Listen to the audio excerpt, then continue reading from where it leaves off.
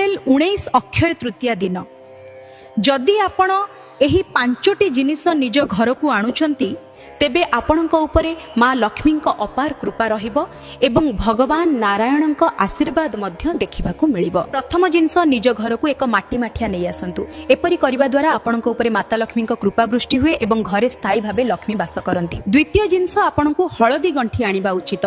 एहा द्वारा भूत प्रेत बाधा किंबा कोनोसी भय रहुथिले ताहार निवारण होइजिबो। तृतीय जिनस आपणकू निज घर को कौड़ी आनिबा उचित।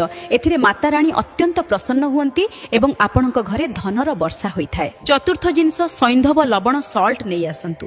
एहा द्वारा नकारात्मक शक्तिर विनाश हुए एवं आपणक घर शांत रहिबाकू लागे। पंचम जिनस आपण निज घर को हळदिया सोरिष किणी आनंतु। एहा द्वारा मान सम्मान वृद्धि पाए, आपणक प्रभाव बढ़े एवं लोकंक मध्यरे आपणकर प्रशंसा होइथाय। एक छोट सूचना 2026 मसिहारे अक्षय तृतीया अप्रैल 20 तारिख रे पडुची। आपणक तिथि गणना